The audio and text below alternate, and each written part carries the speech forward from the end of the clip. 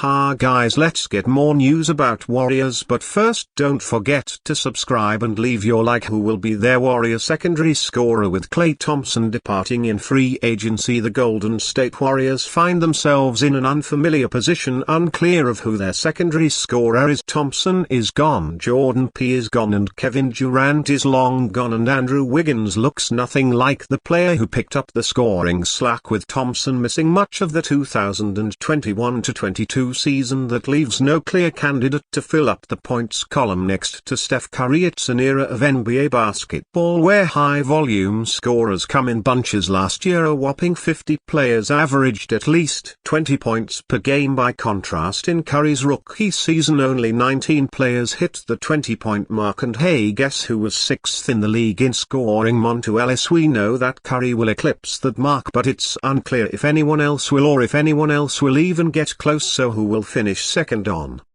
the Dubs in scoring? Here are the candidates. While Thompson was second on the Warriors in points per game a year ago, Kingo was actually a hair better in terms of points per 100 possessions and points per 36 minutes. Add in his efficiency, 59.8% true shooting, and I think it's very easy to make the case that he was the team's second best scorer. Even if he wasn't the second option, there are 1,000,001 reasons to expect Kuminga to be even better in his fourth NBA season, and given how the second half of last year went, there's also reason to expect that he'll get a consistent 30-plus minute role this year. He's my pick. Wiggins may be coming off a season that was equal parts disappointing and confounding, but he's still the most proven option. He's a KERR 18.5 points per game scorer and has eclipsed the 20 points per game mark 3 different times, but last year he took a massive step backwards. His 13.2 points per game was the lowest mark of his career by a mile. His second worst campaign was his rookie year, when he averaged 16.9 points per game, and his 54.4% true shooting percentage was his lowest in a full season since coming to the Bay Area. Betting on Wiggins to be the team's secondary scorer means betting on the bounce back, which would be great. The Warriors are still in search of an identity. The 2023-24 NBA season was a disappointing one for the Golden State Warriors. I don't need to remind you of that. You were there, you watched it, you lived it, you talked about it. You're trying to forget it. We all are. Despite winning 2 more games than in the prior year, it was about as much of a letdown season as could be imagined. At no point did the Warriors look like they'd figured things out, and at no point did they look like they might make a run, and indeed their season came to an end with a blowout loss in the first game of the play-in tournament. All of that was disappointing enough as is, but as the Warriors look to move past it and contend again in the upcoming 2024-25 NBA season, they have to confront an awkward reality. They have no identity. Sure, Steph Curry is an identity of sorts, but it's not quite enough. At various times during their dynastic run, the Dubs were an elite defensive team, a historic offensive team, an all-time great shooting team, or some combination of the three. Now that's no longer the case. The Dubs were the definition of average on defense last year, finishing 15th among 30 teams in garbage time adjusted defensive rating per cleaning the glass. Their offense wasn't much better, finishing 10th in the league and closer to 15th than to the top 7. They weren't a particularly fast team, as they were 12th in the NBA in pace. There were 2 areas where the Dubs still stood out. They were 4th in the league in assists per 100 possessions, showing the strength of their motion offense, and they finished 2nd in the NBA in threes made and 7th in 3-point percentage. But the assist number requires the caveat that they were a bottom 10 team in turnovers and lost Chris Paul, arguably the greatest assist to turnover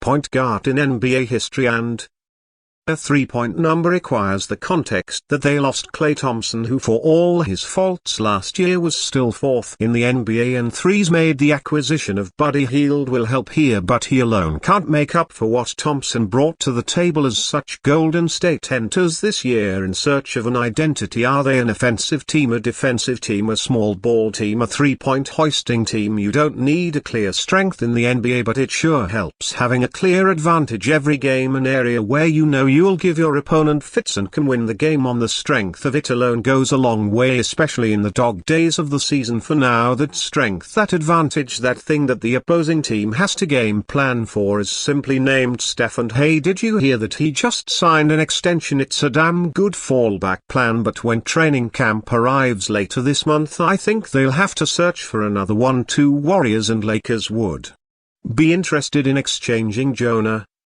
Valanciunas. The Golden State Warriors and Los Angeles Lakers have shown interest in JONAS Valanciunas in free agency. However, none of the Californian teams were able to attract the center for the salary they could offer, but that doesn't stop B from trying again until the trade deadline. According to journalist Jovan Baha from the Athletic website, the Los Angeles team should go after the experienced player. According to the reporter, JONAS Valanciunas was on LeBron James' list, but since the Lakers couldn't afford to give him a big salary, the center signed with the Washington Wizards for 3 years in the team. The Lithuanian will receive $3.5 million in the period, but Indiana 22425 his contract would be lower, $9.9 million. To facilitate a trade, there was a chance that Valanciunas would start receiving a slightly higher price in the first year, but the Wizards management accepted the conditions. Today the Lakers could offer the expiring Christian Wood, Jackson Hayes and Cam Reddish in addition to Maxwell Lewis. Together they will wreck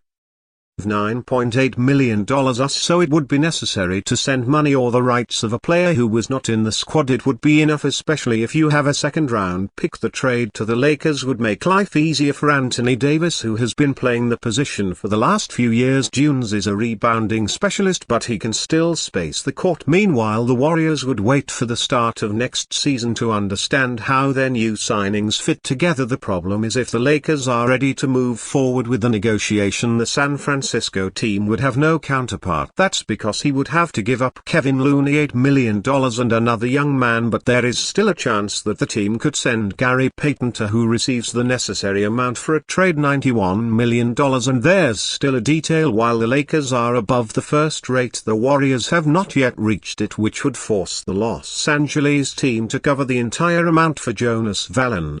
Soon is therefore Golden State.